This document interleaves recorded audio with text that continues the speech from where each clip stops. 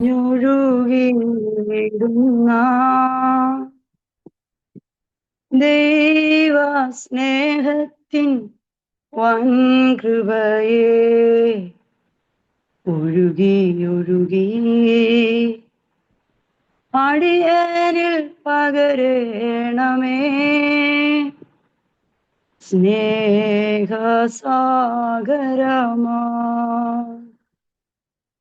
സ്നേഹമാം ദൈവമേ നീ എന്നിൽ അനുദിനവും വളരണമേ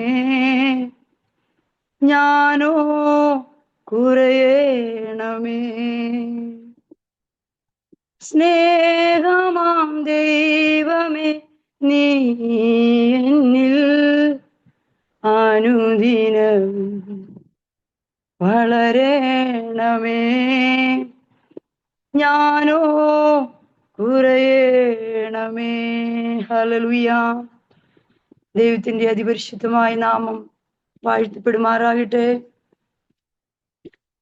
പ്രിയ sister Beena Ajay, worship lead ചെയ്ത ശൈല ജോഷി സിസ്റ്റർ, ഈ കൂട്ടായ്മയില് പ്രിയ ബീന സിസ്റ്റർക്ക് എന്നെ പരിചയപ്പെടുത്തി കൊടുത്ത പ്രിയ ഫേബമോള്, കടന്നു വന്ന എല്ലാ ദൈവദാസന്മാർക്ക് ഏവർക്കും വേഗം വരുന്ന കർത്താവായ യേശു ക്രിസ്തുവിന്റെ നാമത്തിലുള്ള സ്നേഹവന്ദനത്തെ അറിയിക്കുന്നു. നിങ്ങളോട് കൂടി ആയിരിക്കുന്നതിൽ വളരെ സന്തോഷമുണ്ട്. ഹല്ലേലൂയ. കഴിഞ്ഞ ദിവസങ്ങളിൽ 40 ഫാസ്റ്റിംഗ് പ്രേയർ ഒക്കെ കഴിഞ്ഞു അല്ലേ? ഹല്ലേലൂയ. കർത്താവ് ധാരാളം അനുഗ്രഹിക്കട്ടെ. ദൈവസന്നിധിയിൽ നമുക്കൊരു വാക്ക് പ്രാർത്ഥിക്കാം. പരിശുദ്ധ ദൈവമേ, സ്വർഗീയപിതാവേ, നല്ല സമയത്തിനായി സ്തോത്രപ്പായേ. അടിയങ്ങളാ പാതപിടത്തിലേക്ക് ചേർന്ന് വരുന്നു. അങ്ങ് ഞങ്ങളുടെ മധ്യേ ഉള്ളതിനായി നന്ദി പറയുന്നു. അങ്ങ് ഞങ്ങളുടെ ഉള്ളിലുള്ളതിനായി നന്ദി പറയുന്നു. പരിശുദ്ധാത്മാവേ, ഞങ്ങളുടെ ഉള്ളത്തിൽ വസിക്കണമേ, ഞങ്ങളുടെ ഭവനത്തിൽ വസിക്കണമേ, ഞങ്ങളുടെ കുഞ്ഞുങ്ങളുടെ ഉള്ളത്തിൽ വസിക്കണമേ, ഞങ്ങളുടെ പ്രിയപ്പെട്ടവരുടെ ഉള്ളത്തിൽ വസിക്കണമേ. അങ്ങ് തന്നെ ഞങ്ങളെ നിയന്ത്രിക്കണമേ. ഈ കൂട്ടായ്മ പരിശുദ്ധാത്മാവ് തന്നെ നിയന്ത്രിക്കണമേ. ഒരു മാനുഷിക ശബ്ദം കേൾക്കാനല്ല, ഏതാത്മാവിൽ എഴുതപ്പെട്ടോ അതേ ആത്മാവിൽ വചനം ഗ്രഹിക്കാൻ ഞങ്ങളെ സഹായിക്കണം. അടിയനെ സമർപ്പിക്കുന്നു, പ്രിയമക്കളെ സമർപ്പിക്കുന്നു. തിരുനാമ മഹത്വത്തിനായി ഞങ്ങളെ പൂർണ്ണമായി സമർപ്പിക്കുന്നു. ഹല്ലേലൂയ. ഞങ്ങളായിരിക്കുന്നിടത്ത് വലിയ ദൈവ സാന്നിധ്യം വ്യാപരിക്കട്ടെ. അവിടുത്തെ പ്രകാശമാക്കി ഞങ്ങളെ എഴുന്നേൽപ്പിക്കണം. മഹത്വം അങ്ങേക്ക്. യേശു കർത്താവിന്റെ നാമത്തിൽ താഴ്മയോട് അപേക്ഷിക്കുന്നു. പ്രിയപിതാവ് കേൾക്കണമേ. ദൈവസന്നിധിയിൽ നമുക്കൊരു വാക്യം വായിക്കാം. വിശുദ്ധ യോഹന്നാൻ എഴുതിയ സുവിശേഷം 11-ാം അധ്യായത്തിന്റെ 5-ാം വാക്യം. യേശു മാർത്തയെയും അവളുടെ സഹോദരിയെയും ലാസറിനെയും സ്നേഹിച്ചു. എന്നിട്ടും അവൻ ദീനമായി കിടക്കുന്നു എന്ന് കേട്ടാറെ താൻ അന്ന് ഇരുന്ന സ്ഥലത്ത് 2 ദിവസം പാർത്തു. ഹല്ലേലൂയ. കർത്താവ് ഇവിടെ മറിയെ മാത്രം സ്നേഹിച്ചു എന്നാണോ എഴുതിയിരിക്കുന്നത്? മറിയെയും മാർത്തയെയും ലാസറിനെയും സ്നേഹിച്ചെന്നില്ലേ? ഹല്ലേലൂയ. ആ 3 പേരെയും കർത്താവ് സ്നേഹിച്ചു. നമ്മളെയും കർത്താവ് സ്നേഹിക്കുന്നോണ്ടാണ് ഇന്ന് അപ്പച്ചന്റെ സന്നിധിയിൽ നമുക്കായിരിക്കാൻ കഴിയുന്നത് അല്ലേ? ഈ വിശുദ്ധ ദിവസം ആരാധനയ്ക്ക് ശേഷം കൂടി വരുവാൻ കർത്താവ് നമുക്ക് ഭാഗ്യം തന്നല്ലോ. എത്രയോ പേരില്ലേ സീരിയലും സിനിമയും ഒക്കെ കണ്ട് ലോകത്തിന്റെ മോഹങ്ങളിലൊക്കെ ആയിരിക്കുന്നു. നമ്മുടെ അപ്പച്ചന്റെ സന്നിധിയിലായിരിക്കാൻ കർത്താവ് നമുക്ക് വലിയ ഭാഗ്യം തന്നതോർത്ത് ഞാൻ ദൈവത്തെ സ്തുതിക്കുന്നു. അനേകർക്ക് ലഭിക്കാത്ത ഭാഗ്യം അല്ലേ? ഹല്ലേലൂയ. അപ്പച്ചൻ നമുക്ക് തന്നല്ലോ. അപ്പന്റെ സന്നിധിയിലായിരിക്കാന് ഏതെല്ലാം വിഷയത്തിലൂടെ കടന്നു പോകുന്നേ, ആ വിഷയങ്ങളൊക്കെ ആയിരിക്കാം ഒരു പക്ഷേ നമ്മൾ അപ്പായുടെ സന്നിധിയിൽ ഇരുത്തിയിരിക്കുന്നത് അല്ലേ? ഞാൻ കഷ്ടത്തിലായിരുന്നത് നിന്റെ ചട്ടങ്ങൾ പഠിപ്പാൻ തക്കവണ്ണം ഗുണമാണ്. അപ്പോൾ ചില കഷ്ടങ്ങളാണ് നമ്മളെ ചട്ടം പഠിപ്പിക്കുന്നത് ഇല്ലേ? ഹല്ലേലൂയ. ഉൽപ്പത്തി പുസ്തകം 17 അധ്യായത്തിന്റെ 1-ാം വാക്യം വായിക്കുമ്പോൾ നമ്മുടെ പിതാവായ അബ്രഹാമിനോട് ദൈവം പറയുന്നുണ്ട്, യഹോവ പറയുന്നുണ്ട്, നീ എൻ്റെ മുമ്പാകെ നിഷ്കളങ്കനായിരിക്കാം, ഞാൻ എൻ്റെ നിയമം നിന്നിൽ സ്ഥാപിക്കും. അപ്പൊ നമ്മുടെ അപ്പായുടെ നിയമത്തിലെ ആ ചട്ടത്തിൽ നടക്കണമെങ്കിൽ നമ്മൾ ആരായിരിക്കണം എന്നാ ദൈവം ആഗ്രഹിക്കുന്നേ? നമ്മൾ നിഷ്കളങ്കരായിരിക്കണം, കളങ്കമില്ലാത്തവരായിരിക്കണം. അതാ ശിശുക്കളെ പോലെ മനം തിരിയുന്നില്ലെങ്കിൽ കളങ്കമില്ലാത്ത കുഞ്ഞുങ്ങളെന്ന്. അപ്പം കുഞ്ഞുങ്ങളെ വിളിക്കാനാണോ അപ്പച്ചൻ വരുന്നേ ഇനി രണ്ടാമത്? അല്ലല്ലേ, നിർമ്മല കന്യകയെ വിളിക്കാനാ അല്ലേ? ഹല്ലേലൂയ. സുബോധവും ജ്ഞാനവും പരിജ്ഞാനവും ഒക്കെയുള്ള നിർമ്മല കന്യകയെ വിളിക്കാൻ കൂട്ടിക്കൊണ്ട് പോകാൻ അപ്പച്ചൻ വരുന്നത്. അപ്പൊ ഞാൻ ഈ കഴിഞ്ഞ ദിവസം ഇങ്ങനെ ഓർക്കുക, നമ്മൾ ഈ കല്യാണത്തിന് പോകുന്നവരൊരുങ്ങുന്ന പോലെ ഒരുങ്ങിയാൽ മതിയോ? അല്ലല്ലേ, നമ്മൾ ഈ കല്യാണത്തിന് മണവാട്ടി ഒരുങ്ങുന്നത് പോലെ ഒരുങ്ങണം. ഹല്ലേലൂയ. ഇപ്പൊ ഈ മണവാട്ടി ഒരുങ്ങുന്നത് പോലെ ഒരുങ്ങുക എന്ന് പറഞ്ഞാൽ എന്നാ? നമ്മൾ ഒരു കല്യാണത്തിന് പോവുക, നമ്മൾ ആരോടെങ്കിലും ചോദിക്കോ ഇതിൽ മണവാട്ടി ആരാന്ന് ചോദിക്കാറുണ്ടോ? ചോദിക്കാറില്ലല്ലേ. എന്നാ കാര്യം? അവരുടെ വസ്ത്രം കാണുമ്പോൾ നമുക്കറിയാം ഇത് മണവാട്ടിയാണ് ഇല്ലേ? അവൾക്കൊരു പ്രത്യേകത ഉണ്ടാവും. അപ്പം നമ്മളും കല്യാണത്തിന് പോവുകയാണെങ്കിൽ എന്താ ചെയ്യണേ? ഏറ്റവും നല്ല ഡ്രസ്സ് ഇട്ടുകൊണ്ടാ നമ്മള് പോകാറില്ലേ? അപ്പോഴാ കല്യാണത്തിന് പോകുന്നവർ ഒരുങ്ങുന്ന പോലെ ഒരുങ്ങിയാ പോരാ, മണവാട്ടി ഒരുങ്ങുന്നത് പോലെ നമ്മൾ ഒരുങ്ങും. ഹല്ലേലൂയ. അതുകൊണ്ട് ഇന്ന് രാത്രി അപ്പച്ചന്റെ സന്നിധിയില് വചനം കേൾക്കാൻ കർത്താവ് നമുക്ക് ഭാഗ്യം തന്നത് ഓർത്ത് നന്ദി പറയുന്നു. എൻ്റെ പേര് പ്രിയ സിസ്റ്റർ ഓർമ്മിപ്പിച്ച പോലെ സിനി വിനോദ് എന്നാണ്. ഞാനിപ്പോൾ കല്ലിശ്ശേരി, ചെങ്ങന്നൂര് കല്ലിശ്ശേരി എന്ന് പറയുന്ന സ്ഥലത്ത് നമുക്ക് കയറിയിരിക്കണം. ഇവിടെയാണ് ഞാൻ താമസിക്കുന്നത്. ഒരു വർഷം കഴിഞ്ഞു ഇവിടത്തെ. ഇപ്പം ഇവിടെ കല്ലിശ്ശേരി വന്നിട്ട് ഒരു 8 വർഷമാകാൻ പോകുന്നു. എൻ്റെ അച്ഛൻ കർത്താവിന്റെ സന്നിധി ചേർക്കപ്പെട്ടിട്ട് ഒരു 8 വർഷമാകാൻ പോകുന്നു. ഇവിടെ കല്ലിശ്ശേരി വന്നതിന് ശേഷമാണ്, ഒരു 3 മാസം കഴിഞ്ഞപ്പോഴാണ് അപ്പച്ചന്റെ സന്നിധിയിലേക്ക് എൻ്റെ അച്ഛൻ ചേർക്കപ്പെട്ടത്. 2 മക്കളുണ്ട്, നവീനും നന്മയും. 2 പേരും എറണാകുളത്താവുന്നു. ഒരാള് ജോലിയിലും ഒരാൾ പഠിക്കുകയും ചെയ്യുക. ഇപ്പൊ കർത്താവിന്റെ കൃപയാൽ ഇന്ന് ശുശ്രൂഷയിലായിരിക്കുന്നു. എൻ്റെ വീട് വയനാട് മാനന്തവാടി എന്ന് പറഞ്ഞ സ്ഥലത്താണ്. എൻ്റെ കുടുംബം പാലായിൽ, വീട്ടുകാരെല്ലാം പാലായിലാണ്, ഞങ്ങൾ വയനാട്ടിൽ. ഹല്ലേലൂയ. ഈ അമ്മയുടെ വെല്ലുമിച്ചിയുടെ വീട്ടുകാരും ഒക്കെ എല്ലാവരും പാലായിൽ, ഞങ്ങൾ മാത്രം. ഇപ്പൊ പപ്പായും അമ്മച്ചി, എൻ്റെ ചാച്ചനും അമ്മച്ചി, ഞങ്ങൾ RC റോമൻ കാത്തലിക്സ് കുടുംബത്തിലാണ് ഞാൻ ജനിച്ചു വളർന്നത്. ഞങ്ങൾ 5 സഹോദരങ്ങൾ. ഞാൻ രണ്ടാമത്തതാണ്. എനിക്കൊരു സഹോദരി മൂത്തത്, പിന്നെ ഇളയവര് 2 ആങ്ങളമാരും ഒരു അനിയത്തി. അപ്പോൾ ഞാൻ 3 പേര് വിശ്വാസത്തിലാണ്, 2 പേര് ഇനി വിശ്വാസത്തിൽ വരാനുണ്ട്. ഞങ്ങൾ വിശ്വാസത്തിൽ വന്ന 3 പേരും ഇവിടെ ഉണ്ട്, ചെങ്ങന്നൂരുണ്ട്. ഹല്ലേലൂയ. എൻ്റെ ഇളയ ബ്രദർ പാസ്റ്ററാണ്, കുടുംബമായിട്ട് ഒരു കർത്താവിന്റെ വേല ചെയ്യുന്നു. ഞാനും കൃപയാൽ ശുശ്രൂഷയിലായിരിക്കുന്നു. എൻ്റെ അച്ചായൻ കർത്താവിന്റെ സന്നിധി ചേർക്കപ്പെട്ട് 1 മാസം കഴിഞ്ഞപ്പോഴാണ് ഞാൻ കർത്താവിന്റെ വേലയ്ക്ക് പൂർണ്ണമായി സമർപ്പിക്കുന്നത്. നേരത്തെ കർത്താവിന്റെ വേല ചെയ്യുന്നുണ്ടായിരുന്നു. 2000-ലാണ് ഞാൻ സ്നാനപ്പെടുന്നത്. 2002 അഭിഷേകം പ്രാപിക്കാൻ കർത്താവ് എനിക്ക് കൃപ തന്നു.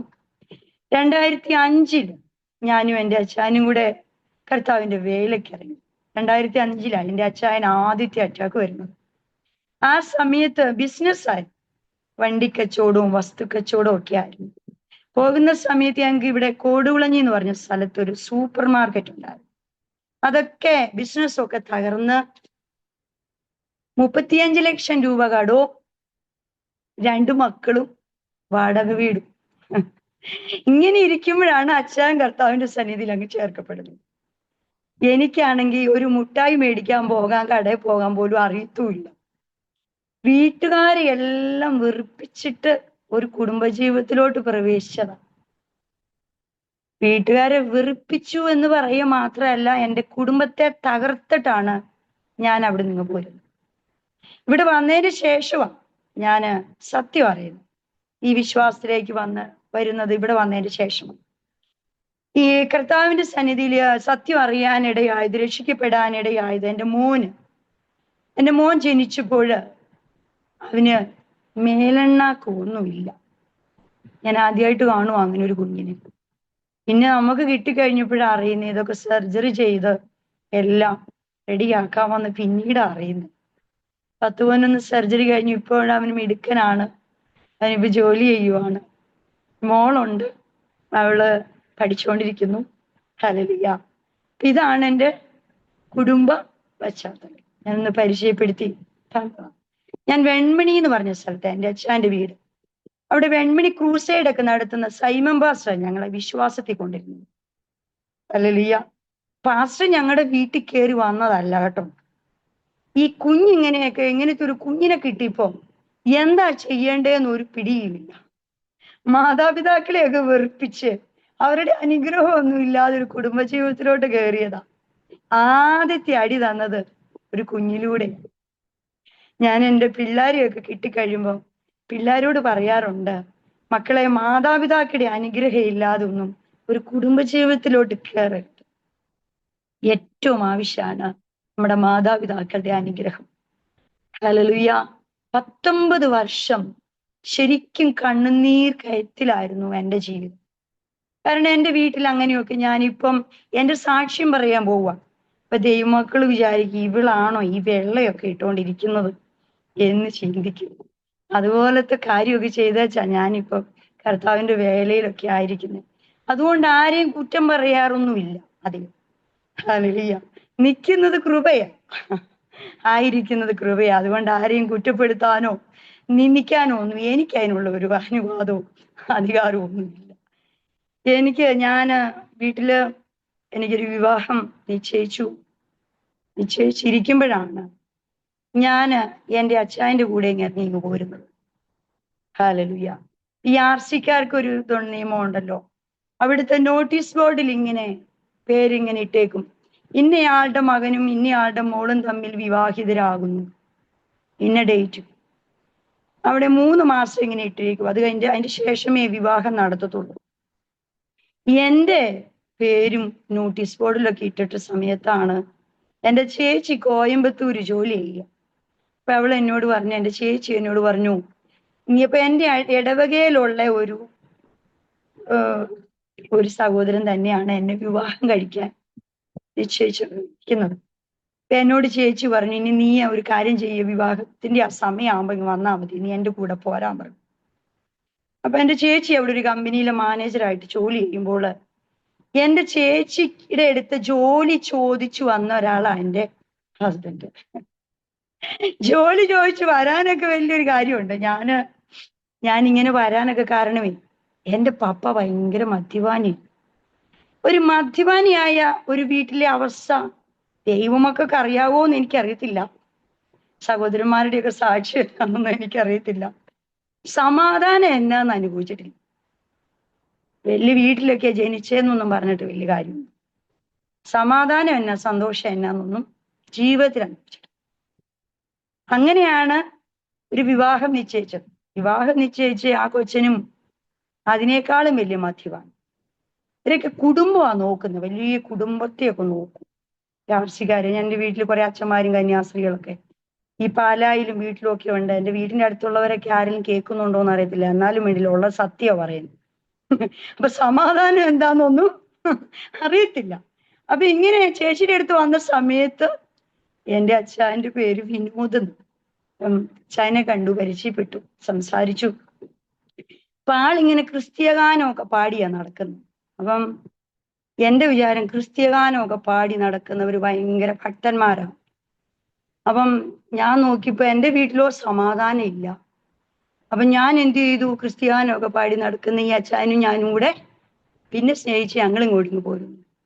അങ്ങനെ എൻ്റെ വീട്ടില് 2 മരണമാണ് നടന്നത്. എൻ്റെ മമ്മി, ഞാൻ ഇങ്ങനെ പോകുന്നത് കൊണ്ട് എൻ്റെ മമ്മി ആത്മഹത്യ ചെയ്തു.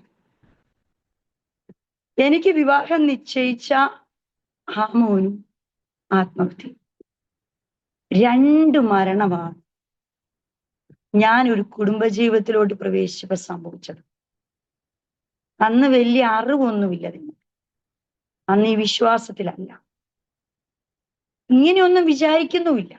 നോക്കിയപ്പോ ആ ഒരു മദ്യപാനി ആയ ഒരു അപ്പന്റെ ആ അനുഭവം, ആ ഒരു കുടുംബത്തിലാണല്ലോ ജനിച്ചത്. അപ്പൊ ഇനിയും അങ്ങനെ തന്നെ ഒരു വീട്ടിലോട്ട് പോകാൻ ഒരു വിഷമം. ഒരു അധ്യാപകരുടെ മോനാ, എങ്കിലും ഒരു മദ്യപാനി. അപ്പൊ അങ്ങനെ ഒന്ന് രക്ഷപ്പെടാന്നൊക്കെ വിചാരിച്ചാണ് ഞാൻ ഇങ്ങനെ ചെയ്ത്. ഇവിടെ വന്ന് വെൺമണി വന്നു കഴിഞ്ഞപ്പോഴാണ് അറിയുന്നത്, വയനാട്ടിലെ വിവാഹം കഴിക്കാനിരുന്ന ആൾക്ക് മദ്യപാനം മാത്രമേ ഉണ്ടായിരുന്നു. വെൺമണി വന്നപ്പോ സർവകലാ വല്ലഭനാണ്, ബിസിനസ്സാണ്. അപ്പൊ പടയെ പേടിച്ച് പന്തളത്തി എന്നപ്പോ അവിടെ പന്തം കൊടുത്തി പടാന്ന് പറഞ്ഞ പോലെയായി ഇവിടുത്തെ അവസ്ഥ. അപ്പൊ അതുകൊണ്ട് വലിയൊരു കാര്യം കർത്താവ് ചെയ്തു. എന്റെ അച്ചായനാണ് ഈ നിധി എനിക്ക് തന്നിട്ട് പോയത്. എന്റെ അച്ചായൻ എന്നെ വിശ്വാസത്തിൽ കൊണ്ടുവന്നത് കേട്ടോ. അപ്പൊ വെൺമണിയിൽ ഇങ്ങനെ സൈമൺ പാസ്റ്റർ ഇങ്ങനെ റോഡിൽ അങ്ങാണ്ട് കണ്ടപ്പോൾ എന്റെ അച്ചായൻ പറഞ്ഞു, പാസ്റ്ററേ എന്റെ മോന് വയ്യ, വീട്ടിലൊന്ന് വന്ന് പ്രാർത്ഥിക്കണേ എന്ന് പറഞ്ഞു. അപ്പൊ അങ്ങനെ പാസ്റ്ററെ വിളിച്ചുകൊണ്ട് വരികയാണ് വീട്ടിലോട്ട്. അപ്പൊ ഞങ്ങൾ ഈ വെൺമണി വീട് അന്ന് ഞാൻ വരുമ്പോ ഒരു ഷെഡാ. അപ്പൊ ഈ കനാലിന്റെ ആ സൈഡിൽ കൂടെ വേണം പോകാൻ. അവിടെയൊന്നും അധികം സുവിശേഷകരൊന്നും വരാറില്ല. ഞാൻ കണ്ടിട്ടില്ല, എനിക്ക് അങ്ങനെ അറിയത്തില്ല. ഞാൻ ഈ RCയിലായതുകൊണ്ട് നമുക്ക് അങ്ങനെ അറിയത്തില്ല. ഇപ്പൊ എന്തോ കോസുകാരി കള്ളന്മാരാന്നൊക്കെ പറഞ്ഞ് നടക്കുവല്ലേ, ബോധമൊന്നുമില്ലല്ലോ. ഇന്നും ചിലർ അങ്ങനെയാണല്ലോ. അഭിഷിക്തന്മാരെ ഓമനത്തിൽ കേട്ടിട്ടില്ല, കാരണം അവര് കയറിയാ വിടുവിക്കപ്പെടും, ഇല്ലയോ? അന്ധകാരം മാറും. അവര് കാലി വെച്ചാ എന്ത് സംഭവിക്കും? അന്ധകാരം മാറും. അതുകൊണ്ട് അവരെ കേട്ടത്തില്ല, അല്ലേ? നിലയങ്കിയൊക്കെ ധരിച്ച് നടക്കുന്നവര് അവർക്ക് വീട്ടിൽ സ്വാഗതം, അല്ലേ? അപ്പം ഞാനിങ്ങനെ ഓർക്കുവാ, എന്റെ ഇളയ ബ്രദർ പാസ്റ്റർ, എന്റെ ആന്റിയുടെ മോൻ അച്ഛനും. അപ്പൊ ഇവർ രണ്ടുപേരും കൂടെ മാനന്തവാടി ജംഗ്ഷനിലോട്ട് എന്തോ ഒരു കാര്യത്തിന് പോയി.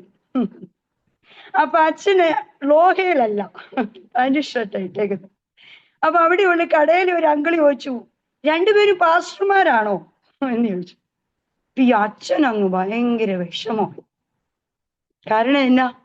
പാസ്റ്റർമാർക്ക് ഒരു നിലവാരമില്ലാത്തത് കൊണ്ട്. പക്ഷെ ആർക്കാ നിലവാരമുള്ളത്? ആരുടെ ചുമലിലാ പെട്ടകമുള്ളത്? ദൈവത്തിന്റെ ആത്മാവിൽ ആരാ സഞ്ചരിക്കുന്നേ? ആരാ പരിശുദ്ധാത്മാവിന്റെ നിറവിൽ സഞ്ചരിക്കുന്ന? അക്ഷരം കൊല്ലുന്നു, ആത്മാവ് ജീവിപ്പിക്കുന്നു, അല്ലേ? ആത്മാവാണ് ജീവിപ്പിക്കുന്നത്, ജീവനെയാണ് തള്ളിക്കളയുന്നത്. ഹല്ലേലൂയ. ഇവിടെ നമ്മൾ വായിച്ചു, യേശു മാർത്തയെയും അവളുടെ സഹോദരിയെയും ലാസറിനെയും സ്നേഹിച്ചു. എനിക്ക് ഈ ഭാഗം വായിക്കുമ്പോൾ ഭയങ്കര സന്തോഷം. ഹല്ലേലൂയ. ഈ മറിയയുടെ കാര്യം കേൾക്കുമ്പോ എനിക്കൊന്ന് സന്തോഷം. ഹല്ലേലൂയ. മറിയ എന്നാ ചെയ്തേ? അപ്പച്ചനെ സ്നേഹിക്കുക ദൈവമക്കളെ.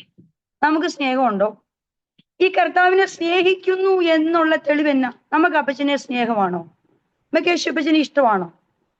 ഇഷ്ടമാണെങ്കിൽ അതെങ്ങനെയാണ് പ്രകടിപ്പിക്കുന്നത്? ഇപ്പൊ ചിലരുണ്ട്, ചില പിന്നെ അപ്പനും അമ്മയും മക്കളോട് സ്നേഹം കാണിക്കത്തില്ല, മക്കൾ അപ്പനും അമ്മയോട് സ്നേഹം കാണിക്കത്തില്ല, ഭാര്യ ഭർത്താവിനോട് സ്നേഹം കാണിക്കത്തില്ല, ഭർത്താവ് ഭാര്യയോട് സ്നേഹം കാണിക്കത്തില്ല. എല്ലാവർക്കും ഉള്ളിൽ സ്നേഹം ഉണ്ടെന്നാ പറയുന്നത്, പുറത്ത് കാണിക്കാൻ പാടില്ലെന്നാ പറയുന്നത്, അല്ലേ? ഇപ്പൊ വിളക്ക് കത്തിച്ച് തണ്ടിന്മേൽ എത്ര വെക്കേണ്ടത്, പറയുടെ കീഴിലല്ല എന്ന് പറഞ്ഞ പോലെ സ്നേഹം ഉള്ളിൽ കാണിച്ചുകൊണ്ട് നടക്കുന്നത്, അല്ലേ? ഹല്ലേലൂയ. മറഞ്ഞ സ്നേഹത്തേക്കാൾ തുറന്ന ശാസന നല്ലത്, അല്ലേ? അതൊക്കെ നല്ലതാ. കുഞ്ഞുങ്ങളെ സ്നേഹിക്കുകയും വേണം, ശാസിക്കുകയും ചെയ്യണം. അപ്പോൾ ഞാനിങ്ങനെ ഈ മറിയെ പഠിക്കുമ്പോഴേ എനിക്ക് നമ്മള് ശരിക്കും അറിയാം കർത്താവ് എവിടെയാ? ബഥാനിയയിലില്ലേ? ആദ്യം നമുക്ക് ആ മാർക്കോസ് വിശേഷം 14 അധ്യായം പഠിക്കുമ്പോൾ കുഷ്ഠരോഗിയായിരുന്ന ശീമോന്റെ വീട്ടിലാണ് മറിയ കർത്താവിനെ സ്നേഹിക്കുന്നത്. പരിമള തൈലം, ആ ഭരണി അവിടെ ഒട്ടിക്കുകയാണ്, അല്ലേ? അവിടെ ഉടയ ഭയങ്കര പരിമളം, അവിടെ ഭയങ്കര ഒരു സുഗന്ധം. ആരുടെ വീടാ? മർക്കോസ് ആണ് പറയുന്നത് കുഷ്ഠരോഗിയാണ്, ലൂക്കോസ് പറയുന്നില്ല കുഷ്ഠരോഗിയാണ്. പിന്നെ ലൂക്കോസ് വിശേഷം 7 വായിക്കുമ്പോൾ നമ്മള് ഈ മറിയയുടെ കുറവാ അവിടെ. ഇവൾ ആരാണെന്നല്ലേ, പിന്നെ ഒരു പ്രവാചകൻ ആയിരുന്നെങ്കിൽ ഇവൾ ആരാണെന്ന് അറിഞ്ഞേൻ. പക്ഷെ മർക്കോസ് പറയുകയാണ് കുഷ്ഠരോഗി ആയ ശീമോൻ, അവന്റെ വീട്ടിലാണ് മറിയ വന്ന് കർത്താവിനെ സ്നേഹിക്കുന്നത്. അപ്പൊ രണ്ടുപേരും ഒരു ദേശത്താ താമസിക്കുന്നത്. ആരൊക്കെ? മറിയയും മാർത്തയും ലാസറും ഈ ബഥാന്യയിൽ കുഷ്ഠരോഗിയായ ശീമോനും. ഒരു ദേശക്കാരാ. അപ്പൊ ഭയങ്കര സ്നേഹമാണ് തമ്മിൽ, അതുകൊണ്ടാണ് അങ്ങനെ കൊടുത്തിരിക്കുന്നത്. അപ്പോ മറിയെ സ്നേഹിക്കുമ്പോൾ അവിടെ ഹല്ലേലൂയ കർത്താവ് പറയുന്നുണ്ട്, ഈ വചനം എവിടെയൊക്കെ അറിയപ്പെടുമോ അവിടെ എല്ലാം നിന്നെ അവൾ അവൾക്ക് തന്നാലാവത് ചെയ്യും.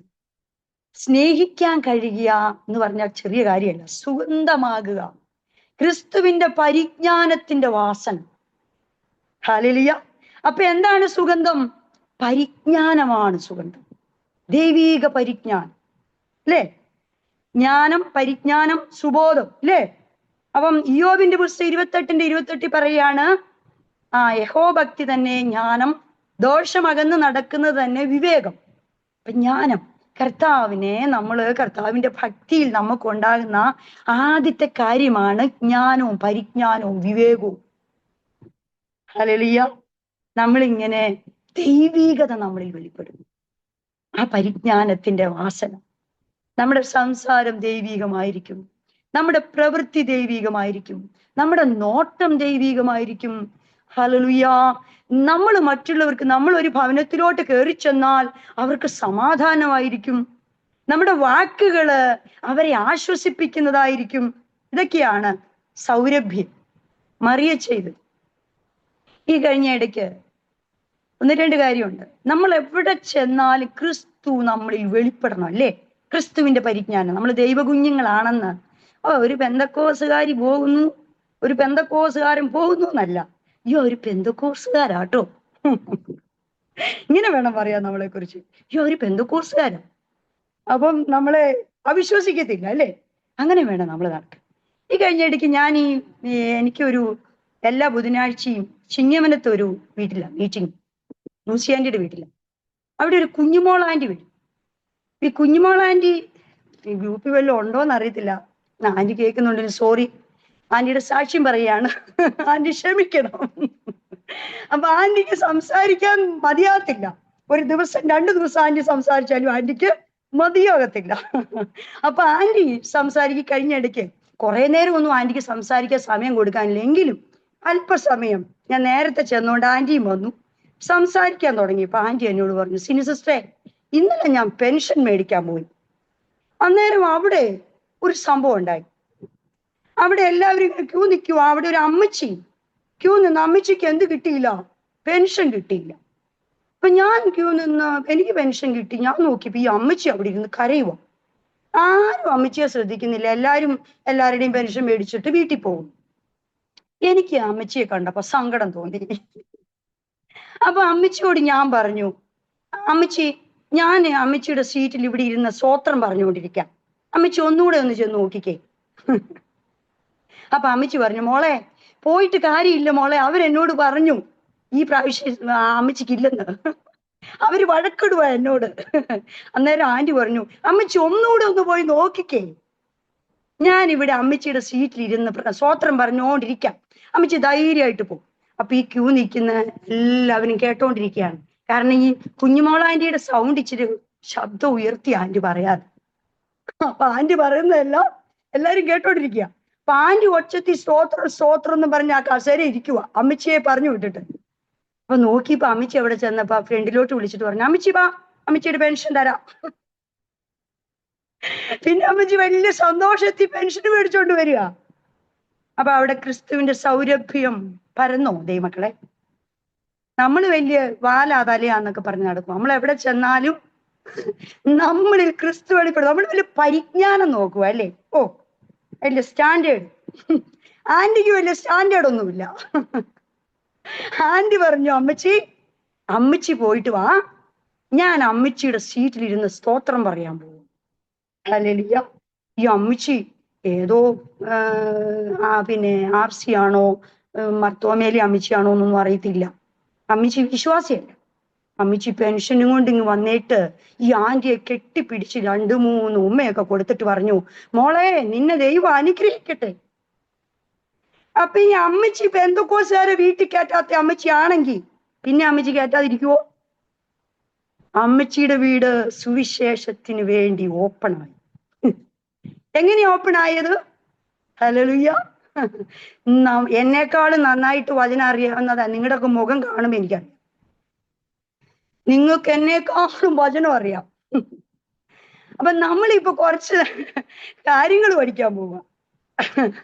അപ്പം ഈ അമ്മച്ചി അന്ന് വരെ പെന്തക്കോസ്തുകാരെ ഇഷ്ടമില്ലാത്ത അമ്മച്ചി പിന്നെ ആരെങ്കിലും ഒന്ന് കണ്ട അമ്മച്ചി ഒന്ന് നോക്കൂലേ, ഒന്ന് സ്നേഹിക്കും. എന്ന കാര്യം കുഞ്ഞുമോളാന്റിയുടെ ആ ഒരു പ്രവൃത്തിയാണ്. അമ്മച്ചി ഈ കുഞ്ഞുമോളാന്റി വലിയ ലക്ഷങ്ങൾ വല്ലതും അവിടെ മുടക്കിയോ ദൈവമക്കളെ? ഒരു 10 മിനിറ്റ് അമ്മച്ചിക്ക് വേണ്ടി ചെലവഴിച്ചു. ഹല്ലേലൂയ. അപ്പം എവിടെയാ സുവിശേഷ കർത്താവിന്റെ ആ പരിജ്ഞാനത്തിന്റെ വാസന? നമ്മുടെ അപ്പായുടെ സ്നേഹം ഒന്ന് പകരാൻ എവിടെയെങ്കിലും ഒരു അവസരം കിട്ടിയാല് നമ്മളത് വിനിയോഗിക്കണം. അവസരം വീട്ടിൽ നിന്ന് പ്രാർത്ഥിച്ചിട്ട് പോണം. കർത്താവേ, എന്നെ കാണുന്നവർ അങ്ങേ കാണും, എന്റെ ശബ്ദം കേൾക്കുന്നവർ അവിടുത്തെ ശബ്ദം കേൾക്കണം, എന്നെ അവിടുത്തെ പ്രതിരൂപമാക്കണം, എന്നെ അവിടുത്തെ ജ്യോതിസാക്കണം, എന്നെ അവിടുത്തെ വെളിച്ചമാക്കണം. ഇങ്ങനെയൊക്കെ ഒന്ന് പ്രാർത്ഥിച്ചേച്ചൊന്ന് ഇറങ്ങിക്കേ. നമ്മൾ പോകുന്ന കാര്യവും നടക്കും, നമ്മൾ അപ്പായുടെ വേലയും ചെയ്ത് സമാധാനത്തോടെ വരും. പിന്നെ അടുത്ത് വേറെ ഒരു കാര്യം കൂടെ പറയും. ഹല്ലേലൂയ. ഒരു കുഞ്ഞ് ഈ കഴിഞ്ഞ ഇടയ്ക്ക് ഒരു ദൈവദാസി എന്നെ പ്രാർത്ഥിക്കാൻ വിളിച്ചു. സിനിയാന്റി, ഇപ്പൊ സംസാരിച്ചുകൊണ്ടിരിക്കുന്നതിനിടയ്ക്ക് ദൈവദാസി എന്നോട്, എനിക്ക് ഇങ്ങനത്തെ കാര്യങ്ങളൊക്കെ കേൾക്കുമ്പം അത് വലിയ നിക്ഷേപമായിട്ടാ തോന്നുന്നേ. എന്നെ ഒരുപാട് ചിന്തിപ്പിക്കാറുണ്ട് ദൈവമക്കളെ. വെള്ളയിട്ടുകൊണ്ട് നടന്നു എന്നും പറഞ്ഞോണ്ടോ മിണ്ടാതെ നടന്നു എന്ന് പറഞ്ഞോണ്ടൊന്നും ഒരു കാര്യമില്ല.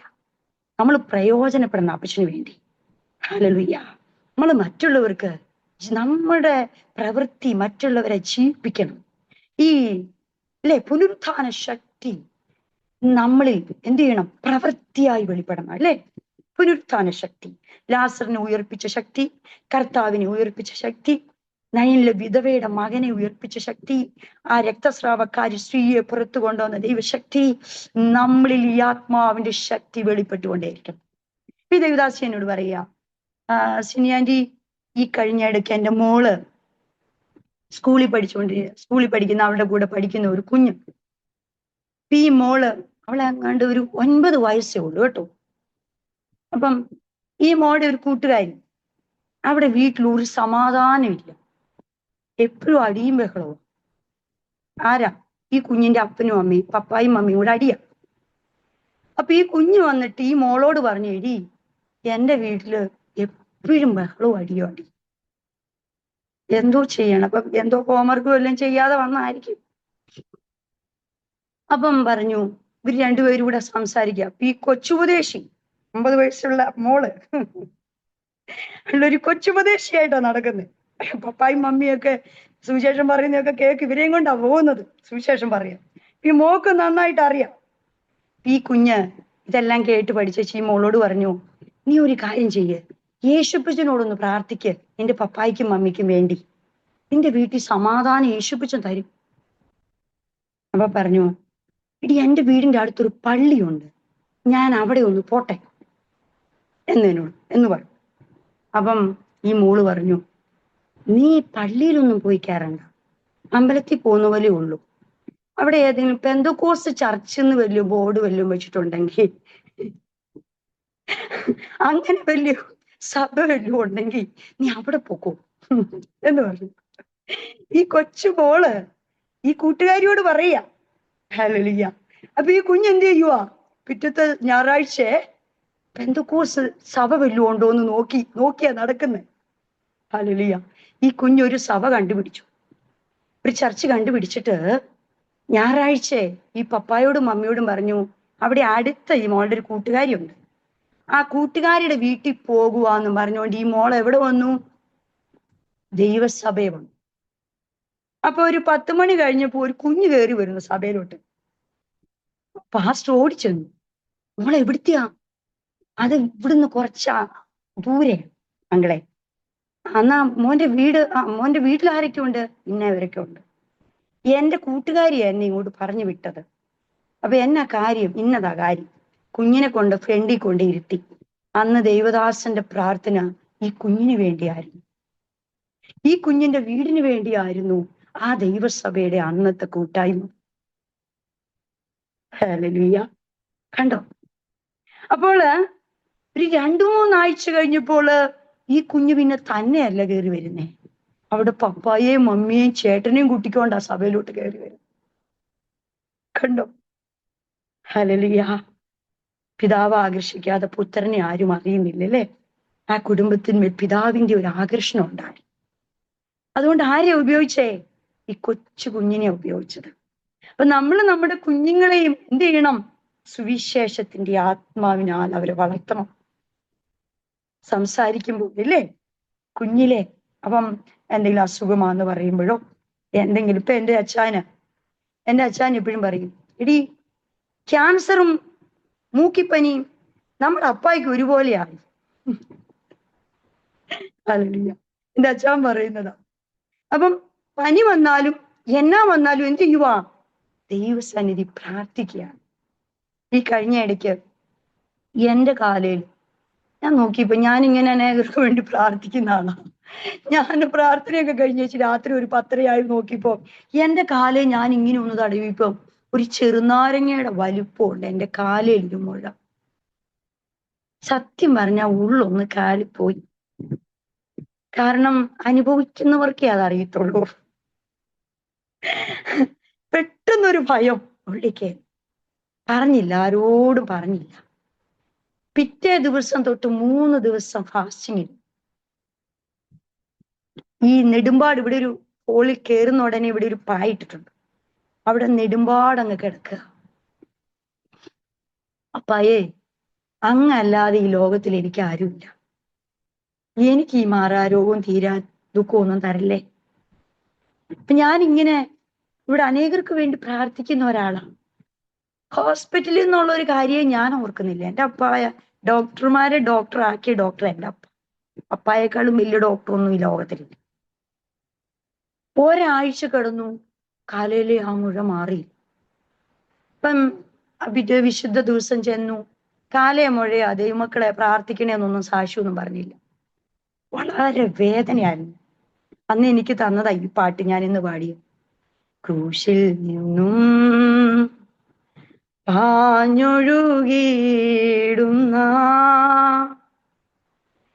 ദൈവ സ്നേഹത്തിൻ വൻ കൃപയേ, ഒഴുകി ഒഴുകി അടിയനിൽ പകരണമേ സ്നേഹ സാഗരമായി. ദൈവമാം സ്നേഹമേ നീ എന്നിൽ അനുദിനവും വളരണമേ, ഞാനോ കുറയണമേ. ഹല്ലേലൂയ. ഈ പാട്ടപ്പ എനിക്ക് തന്നത്. ഞാനോ കുറയണമേ, അങ്ങോ എന്നിൽ വളരണമേ. അപ്പൊ നമ്മളൊന്ന് കുറഞ്ഞാ മതി, അപ്പം നമ്മൾ ഈ വളർന്നാ മതി. നമ്മുടെ വിഷയത്തിനൊക്കെ വിടുതല. നമ്മൾ ഓരോന്ന്, രോഗം മാറണേ, കടം മാറണേ, എൻ്റെ മക്കൾ അനുഗ്രഹിക്കപ്പെടണേ, അത് വേണമേ, ഇത് വേണമേ, ഓരോന്നോരോന്ന് ജാതികൾ ജൽപ്പനം ചെയ്യുന്ന പോലെ ചെയ്യണ്ട. മകനായാ മതി, മകളായാ മതി. ഹല്ലേലൂയ. എനിക്ക് മനസ്സിലായി ഇത് എന്താ കാര്യം. എവിടോ എനിക്കൊരു കുറവ് വന്നിട്ടുണ്ട്, ഞാൻ എവിടെയോ താഴാനുണ്ട്. എനിക്ക് മനസ്സിലായത്.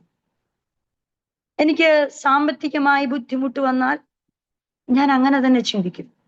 നേരോടെ നടക്കുന്നവൻ ഒരു നന്മയ്ക്കും മുടക്കം വരുത്താത്തവനായ എൻ്റെ അപ്പ. പയേ ഒരു ദിവസം, ഞാൻ എല്ലായിടത്തും സാക്ഷ്യം പറയുന്നത് മക്കൾ കേട്ടിട്ടുണ്ടോന്നും എനിക്കറിയില്ല, ക്ഷമിക്കണമേ. എനിക്ക് റെന്റ് കൊടുക്കാനില്ല. ഒരു മാസം 2 ദിവസം കൂടി ഉള്ളൂ റെന്റ് കൊടുക്കാൻ. ഡേറ്റിന് എനിക്ക് കൊടുത്തില്ലെങ്കിൽ സമാധാനമില്ല. നമ്മൾ സുവിശേഷകരൻ, അപ്പം വിശ്വസ്തയോടെ നിന്നില്ലെങ്കിൽ നമ്മുടെ സാക്ഷ്യം നഷ്ടപ്പെട്ടു പോകും. അപ്പൊ ഞാന് അന്ന് ഇവിടെ എല്ലാ വ്യാഴാഴ്ച ഇവിടെ മീറ്റിംഗ് ഉണ്ട്. ദൈവമക്കളൊക്കെ പ്രാർത്ഥനയൊക്കെ കഴിഞ്ഞ് പോയി. ഒരു 3:30 ഞാൻ എൻ്റെ ബെഡിലോട്ട് ഇരുന്നിട്ട് എന്താ പറയണ്ടേന്ന് എനിക്കറിയത്തില്ല. അപ്പായേ എന്നൊന്ന് വിളിച്ചു. ഹൃദയം കൊണ്ടാ വിളിച്ചേ. എന്താ പറയണ്ടേന്നൊന്നും എനിക്കറിയത്തില്ല, വാക്കൊന്നും എനിക്ക് കിട്ടുന്നില്ല. എനിക്ക് അത് തരണേ ഇത് തരണേ എന്നൊന്നും പറയാൻ എനിക്ക് പറ്റിയില്ല. അപ്പായേ എന്ന് ഹൃദയം കൊണ്ടൊന്ന് വിളിച്ചു. വാക്കുകളൊന്നും കിട്ടാത്തത് കൊണ്ട് ആ നിമിഷം ഞാൻ ഫോണിൽ ഒരു മെസ്സേജ് വരുക, 25,000 രൂപ.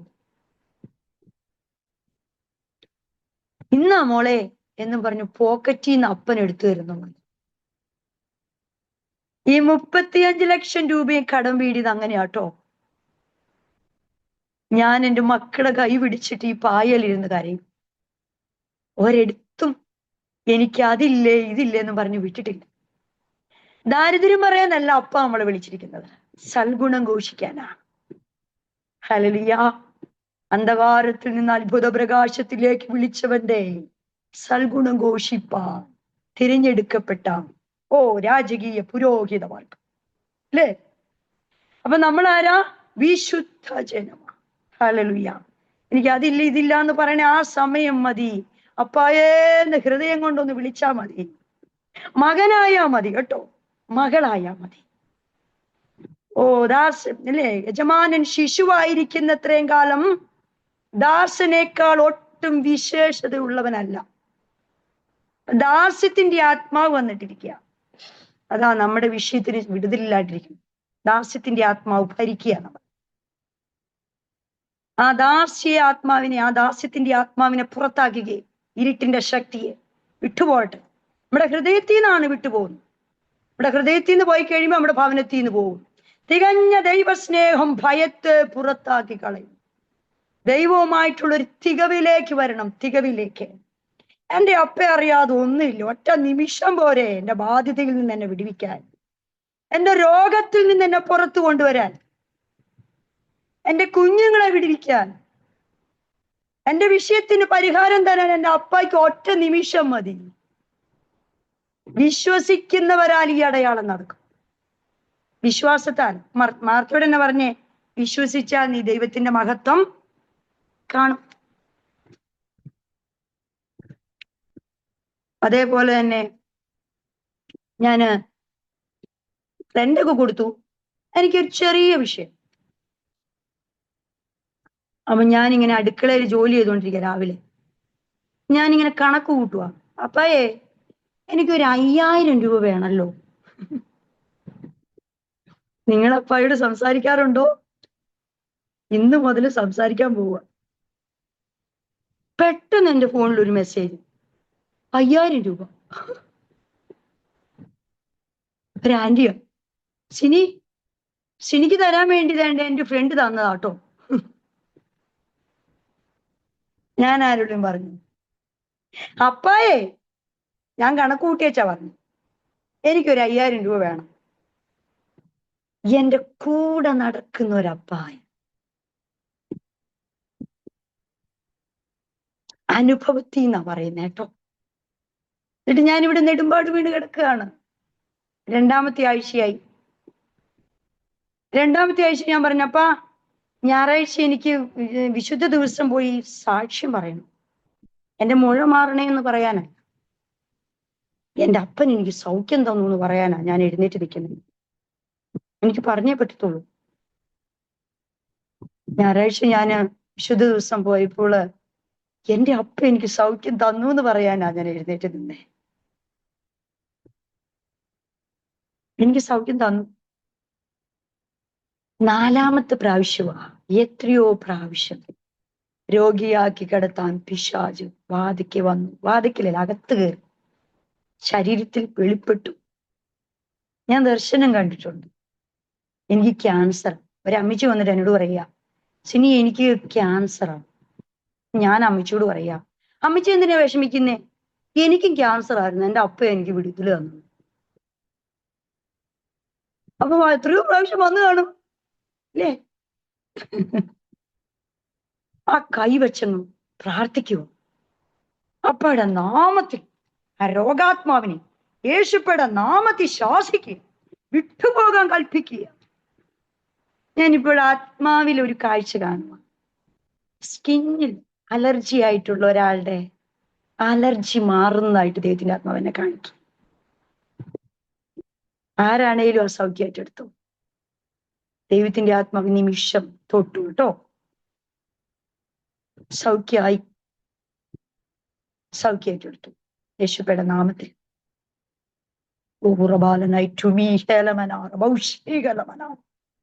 രോഗസൗഖ്യം നമ്മുടെ അവകാശമാണ്. മക്കളെങ്കിലോ അവകാശികൾ. ഇപ്പൊ നമ്മൾ നമ്മുടെ കുഞ്ഞുങ്ങൾക്ക് നല്ല ഫുഡ് കൊടുക്കണം, നല്ല വസ്ത്രം കൊടുക്കണം, നല്ല വസ്ത്രം ഇടിക്കണം, നല്ല വീട് അവർക്ക് വേണം, നല്ല സാഹചര്യങ്ങൾ അവർക്ക് വേണം, നല്ല വിദ്യാഭ്യാസം അവർക്ക് കൊടുക്കണം. നമ്മൾ നമ്മുടെ കുഞ്ഞുങ്ങളെ ആഗ്രഹിക്കുന്നത് പോലെ നമ്മുടെ അപ്പനും നമ്മളെ കുറിച്ച് ആഗ്രഹിക്കുകയാണ്. ആ അപ്പന്റെ മുഖം ഒന്ന് കാണാൻ, അപ്പന്റെ സ്നേഹം ഒന്ന് അനുഭവിക്കാൻ നമുക്ക് കഴിയണം. ഹല്ലേലൂയ. എത്രയോ പ്രാവശ്യം ഞാൻ അങ്ങനെ അനുഭവിച്ചിട്ടുണ്ട്. എനിക്ക് 3 കേസ് ഉണ്ടായിരുന്നു മക്കളെ. 3 കേസ്. ബിസിനസ് ആയിരുന്നു എൻ്റെ അച്ഛാനി. സൂപ്പർ മാർക്കറ്റും ഒക്കെ ആയിരുന്നു. വസ്തു കച്ചവടവും വണ്ടി കച്ചവടവും ഇതെല്ലാം അങ്ങ് നഷ്ടപ്പെട്ടു പോയി. അച്ഛനൊരു സുവിശേഷകനായിരുന്നു, അനേകരെ വിശ്വാസത്തിൽ കൊണ്ടുവന്നാണ്. പൂർണ്ണമായിട്ട് ഇറങ്ങത്തില്ല. പൂർണ്ണമായിട്ട് ഇറങ്ങണം എന്നൊരു വിളി ഉണ്ടെങ്കിലും എൻ്റെ അച്ഛൻ ഇറങ്ങി. അതിൻ്റെതായ തിക്താനുഭവങ്ങൾ ഞങ്ങളുടെ ജീവിതത്തിലുണ്ടായി. അനേകരെ ആത്മാവിൽ നേടിയ ഒരാളാണ് എൻ്റെ അച്ഛൻ. എൻ്റെ അച്ഛൻ്റെ അത്രയും ആത്മാക്കളെ നേടാനൊന്നും എനിക്ക് പറ്റുന്നില്ല. ആരും കയറാത്ത ഭവനങ്ങളിലൊക്കെ എൻ്റെ അച്ചായൻ അവിടെ ചെന്ന് സുവിശേഷം പറഞ്ഞ് അവരെ വിശ്വാസത്തിൽ കൊണ്ട്. ഇപ്പൊ ഞാൻ ഓർക്കുന്നുണ്ട്, എൻ്റെ അച്ചായനും ഞാനും കൂടെ ഈ കോളനിയിലൊക്കെയാ പോകുന്നത് കേട്ടോ. വണ്ടിയില് വിറകും പാത്രങ്ങളും പച്ചക്കറിയും മീനും അരിയൊക്കെ എടുത്തോണ്ടാ വണ്ടിയെ കൊണ്ടുപോവാ ഞങ്ങള്. അവിടെ ചെന്ന് ഈ ഷെഡ് പോലത്തെ വീട്ടില് ഈ പിന്നെ തറയൊക്കെ വൃത്തിയാക്കി അവിടെ ഷീറ്റിട്ട് പായിട്ട് അവർക്കുണ്ടാക്കും. എന്നെയും കൊണ്ടാ ഫുഡ് ഉണ്ടാക്കിക്കുന്നത് അച്ഛൻ ആ ഹോളൊക്കെ വൃത്തിയാക്കും. എന്നിട്ടാണ് അവിടുത്തെ വീട്ടുകാരി ആ ദേശക്കാരെ എല്ലാം വിളിച്ച് അവിടെ പ്രാർത്ഥിപ്പിക്കുന്നത്. സത്യം പറഞ്ഞ എൻ്റെ അച്ഛൻ സുവിശേഷ വേല ചെയ്യണ പോലെ ആര് ചെയ്യുന്ന ഞാൻ കണ്ടിട്ടില്ല. അതുകൊണ്ട് എനിക്ക് 35 ലക്ഷം രൂപ കടം ഉണ്ടാക്കി തന്നു എന്നുള്ളൊരു പരാതി എൻ്റെ അച്ഛനെ കുറിച്ച് എനിക്കില്ല. ചൊവ്വാഴ്ച പോകുക, തിങ്കളാഴ്ച ഞാനൊരു ശബ്ദം കേൾക്കുക. യോഹന്നാൻ 10:11. യോഹന്നാൻ 10:11.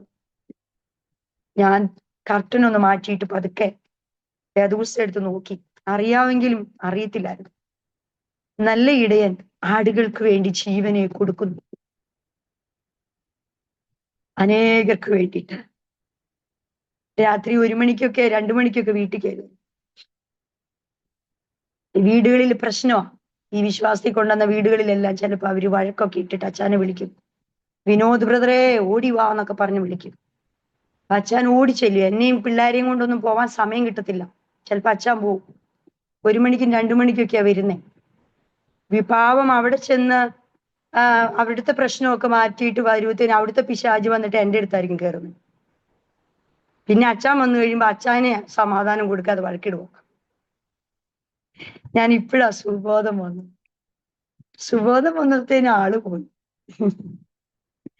അപ്പൊ നമ്മൾ ഈ വഴക്കൊക്കെ ഇടുമ്പോഴേ അതൊക്കെ ഓർക്കുമ്പോഴേ ഒരുപാട് വേദനയുണ്ട്. ഹല്ലേലൂയ. കുറച്ച് താമസിച്ചൊക്കെ വരും. 1 മണിയൊക്കെ ആവും ചിലപ്പോ വരും. വീട്ടിലെ പ്രശ്നങ്ങളൊക്കെ മാറ്റിയിട്ട് അവരെയൊക്കെ രമ്യപ്പെടുത്തിയിട്ടൊക്കെ വരുമ്പത്തേനും സമയമാകുമ്പോഴത്തേക്കും ആ വീട്ടിലെ പ്രശ്നം പിന്നെ എവിടാ? സുബോധം ഇല്ലാണ്ടിരിക്കുകയാണ് വീട്ടില് ഭാര്യ. അല്ലേ? നമ്മളിൽ ആരെങ്കിലും ഉണ്ടോ കേൾക്കുന്നവർ? ഇപ്പൊ നമുക്ക് ക്ഷമയില്ലല്ലോ, നമ്മൾ എടുത്തിയാടുക അല്ലേ? ഞാനിങ്ങനെ പറയാ, അടങ്ങ അല്ലേ, കടലേ അടങ്ങാം അല്ലേ? ഇപ്പൊ ഭാര്യമാര് നിങ്ങള് ഭർത്താക്കന്മാർക്ക് കീഴടങ്ങിയിരിക്കണം. ഇപ്പൊ 2 പേരോട് അടങ്ങാൻ പറയുന്നു. ആരോടൊക്കെയാ?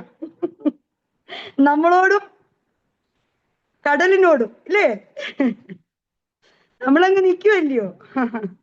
പ്രാർത്ഥിക്കാനും മുൻപിലാ, പ്രശ്നം ഉണ്ടാക്കാനും മുൻപിലാ അല്ലെ വീട്ടില്. അതുകൊണ്ട് നമ്മൾ എന്ത് ചെയ്യണം? നമ്മൾ വീടിന്റെ വിളക്കാ. ഇപ്പൊ എൻ്റെ അച്ചായനും സുബോധം ഇല്ല. തൊടുന്നേടമെല്ലാം കടമാണ്, അങ്ങനെയാണ് ഇങ്ങനെയാണ്, അച്ഛന് ബുദ്ധി ജ്ഞാനോ ഇല്ലാത്തത് കൊണ്ടാണ് കടം കയറുന്നതെന്നൊക്കെ പറഞ്ഞുകൊണ്ട് ഞാനിങ്ങനെ അച്ഛന് ഭയങ്കര ഉപദേശമായിരുന്നു. അപ്പൊ അച്ഛൻ പോയി കഴിഞ്ഞ് 1 മാസം കഴിഞ്ഞപ്പോഴാണ് എനിക്കൊരു അധ്യായം, ഒരു വാക്യം കിട്ടുന്നത്. സിനി സിസ്റ്റർ വചനമൊന്നും പറഞ്ഞില്ല, സിനി സിസ്റ്റർ കുറെ കഥയും പറഞ്ഞുകൊണ്ടിരുന്നു എന്നൊന്നും ആരും പറഞ്ഞേക്കരുത്. എന്നെക്കാളും വചനമൊക്കെ നിങ്ങൾക്കറിയാം. എങ്ങനെയാണ് ജീവിക്കേണ്ടത് അല്ലേ? വീടിന്റെ വാതില്, നമ്മുടെ ഹൃദയത്തിന്റെ വാതിൽ യേശുവിന് വസിക്കാൻ വേണ്ടിയിട്ട് ഇന്ന് തുറക്കപ്പെടാൻ പോകും. ഇപ്പൊ സദൃശവാക്യം 31 അധ്യായത്തിന്റെ 10 വാക്യം, സാമർത്ഥ്യമുള്ള ഭാര്യയെ ആർക്ക് കിട്ടും? അവളുടെ വില മുത്തുകളിലും ഏറും. ഭർത്താവിന്റെ ഹൃദയം അവളെ വിശ്വസിക്കുന്നു, അവന്റെ ലാഭത്തിന് ഒരു കുറവുമില്ല.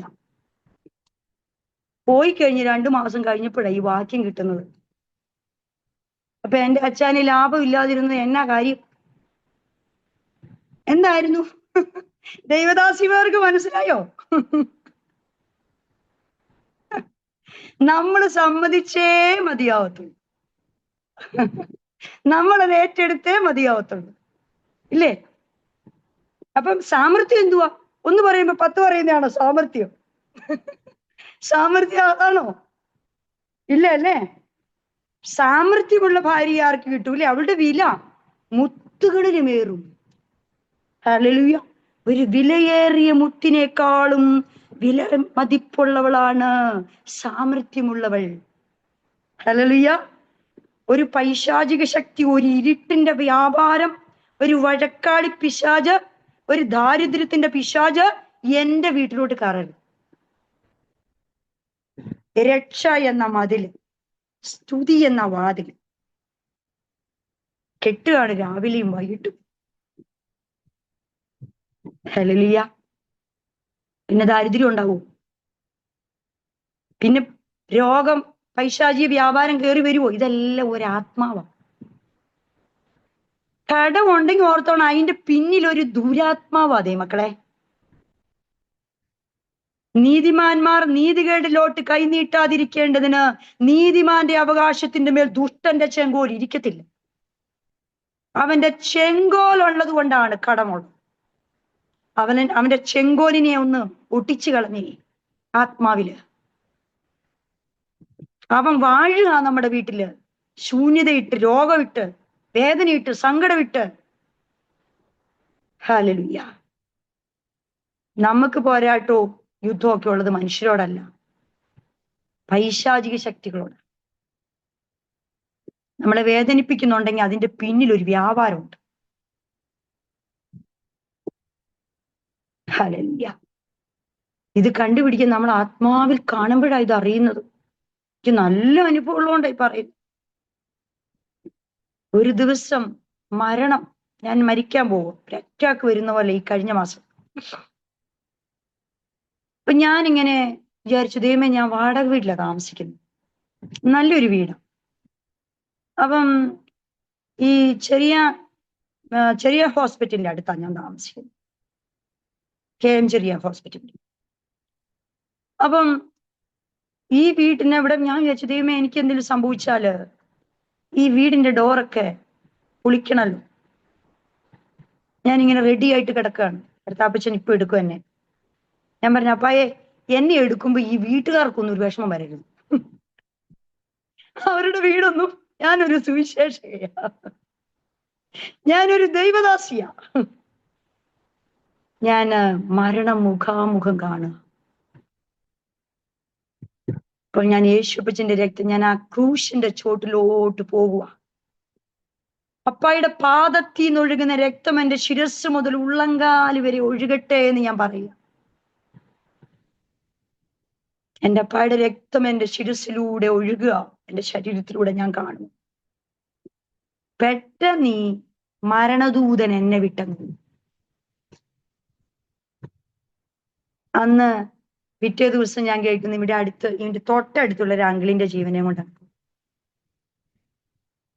അന്ന് രാവിലെ എന്റെ മോൾ എന്നോട് വിളിച്ചു പറയാ, മമ്മി, ഞാനൊരു ദർശനം കണ്ടു, മമ്മി മരിച്ചു.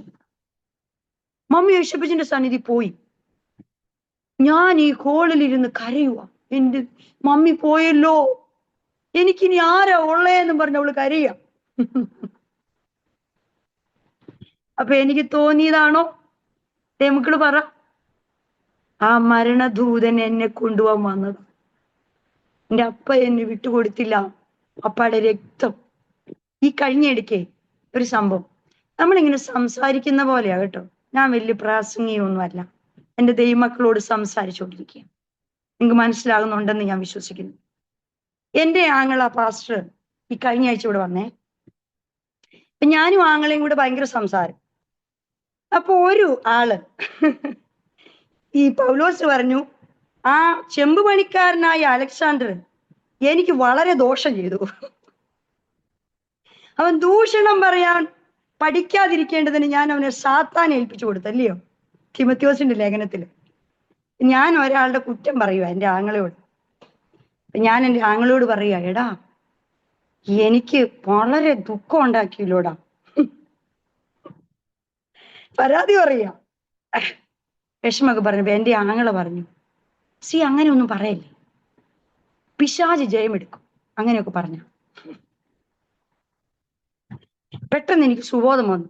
ഞാൻ പറയാം, അയ്യോ എന്റെ ആങ്ങള പറഞ്ഞത് കറക്റ്റ് ആണല്ലോ. ഞാൻ അങ്ങനെ പറയാൻ പാടില്ലല്ലോ. ഞാനൊരു സുവിശേഷകയല്ലേ. ഞാൻ ഈ കൊച്ചു പിള്ളേർ പറയുന്ന പോലെ പറയാൻ പാടുള്ളൂ. അപ്പൊ ഞാൻ പറഞ്ഞു, യേശുബിച്ച എന്നോട് ക്ഷമിക്കണേ അപ്പായി. എന്റെ ബ്രദർ അടുത്തിരിക്കുവോ. അപ്പൊ ഇരിക്കുമ്പോ ഞാൻ എന്റെ ബ്രദറിന്റെ മുമ്പിൽ നിന്ന് അപ്പച്ചനോട് ക്ഷമ പറയും, അപ്പായെ ഞാൻ പറഞ്ഞത് പോയത് എന്നോട് ക്ഷമിക്കണേ എന്ന് പറഞ്ഞുകൊണ്ടിരിക്കുമ്പോ ഞാനൊരു വെളിപ്പാട് കാണുന്നു. ഞാനൊരു കോടതിയാ കാണുന്നത്. കോടതി ഒരു റൂം കാണുന്നു. അപ്പൊ ഞാൻ പ്രതിക്കൂട്ടി നിൽക്കുക. അപ്പൊ ഇപ്പുറത്തെ ഒരു വക്കീല് പോലെ നിൽക്കുക പിശാച്. ഇപ്പുറത്തെ യേശുബിജ നിൽക്കുന്നുണ്ട് എന്റെ വക്കീലായിട്ട്. അപ്പൊ ഈ പിശാച് പറയാണ്, കർത്താവിനോട് എന്നെ കുറ്റപ്പെടുത്തി വാദിച്ചുകൊണ്ടിരിക്കുക പിശാച്. അപ്പൊ ജഡ്ജിയായിട്ട് എന്റെ പിതാവ് ഇരിക്കും. അപ്പൊ കർത്താവ് പച്ചൻ പറയുക, നിനക്ക് അവിടെ മേലൊരു അവകാശമില്ല. ഞാൻ അവളെ എന്റെ രക്തം കൊടുത്ത് വീണ്ടെടുത്തതാ.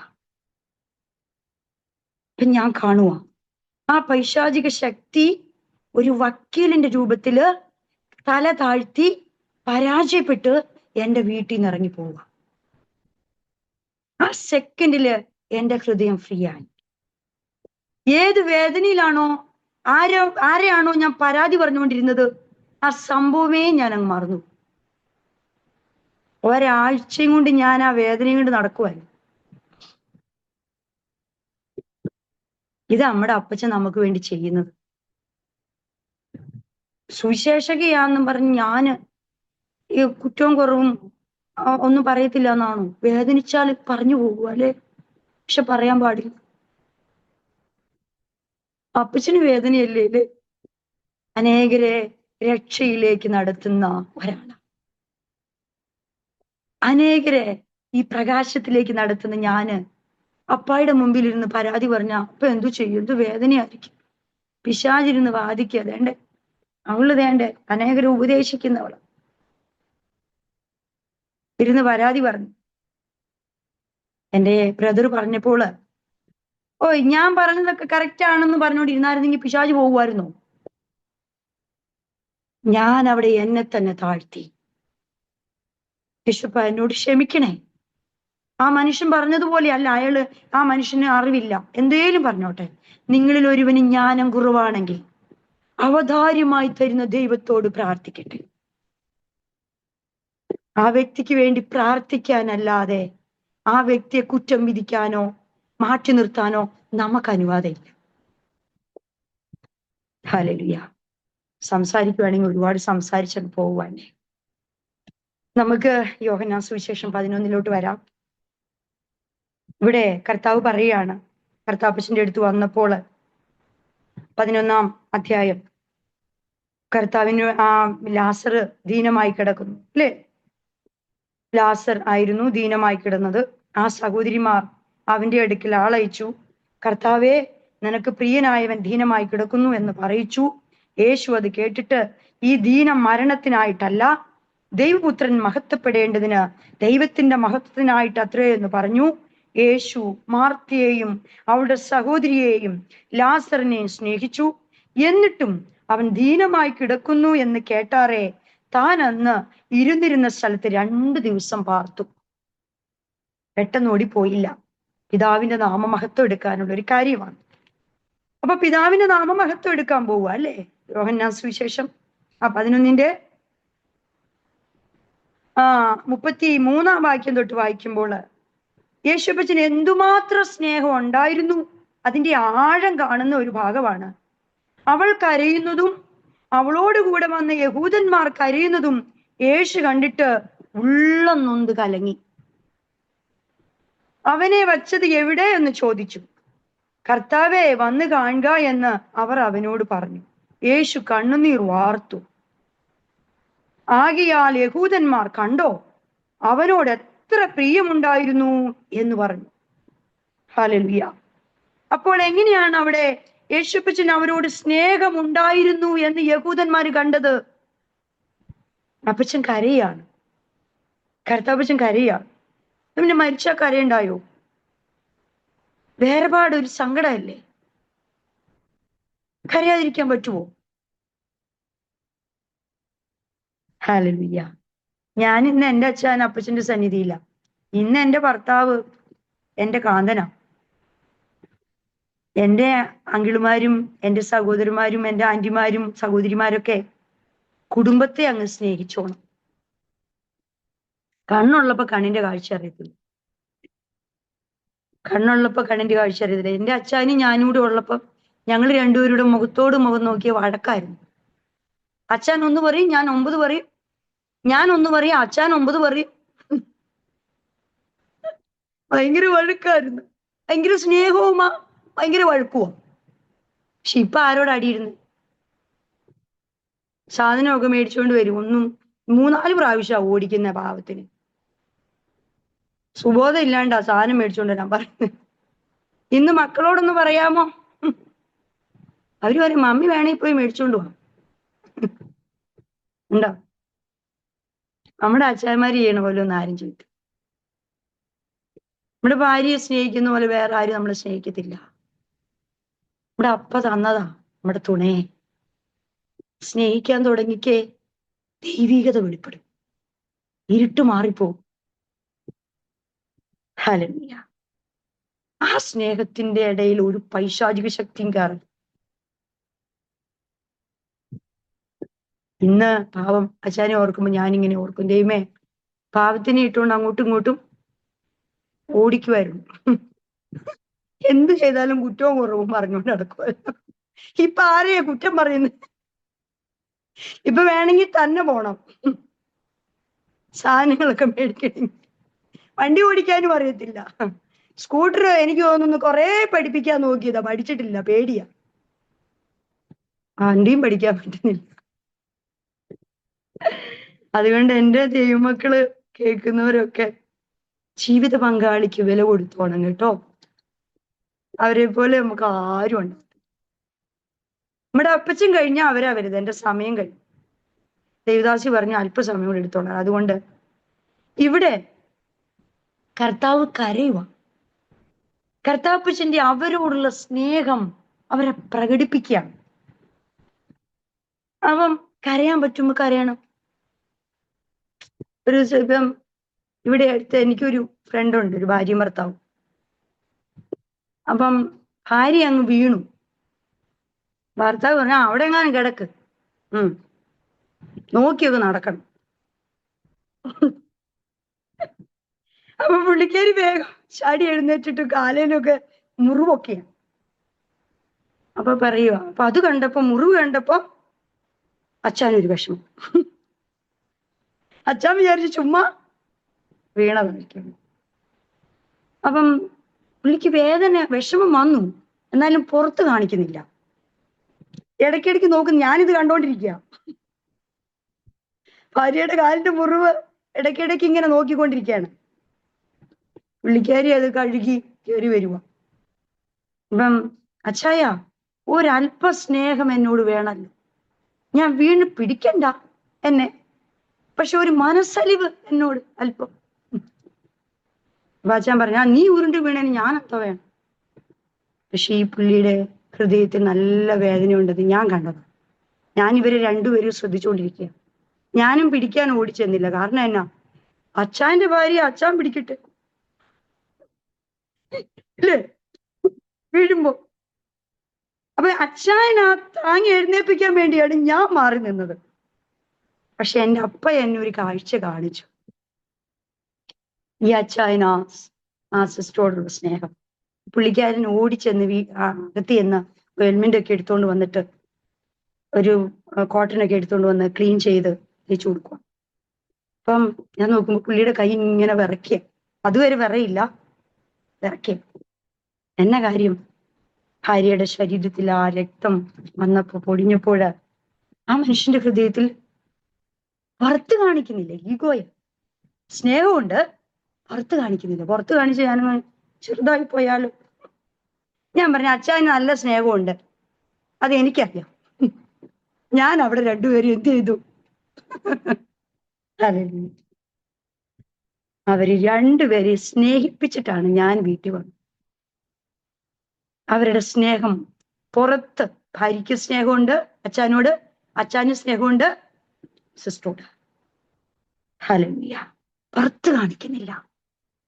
യേശുപ്പച്ചൻ കരഞ്ഞത് എന്തിനാ? ആ സ്നേഹം പുറത്ത് കാണിച്ചു.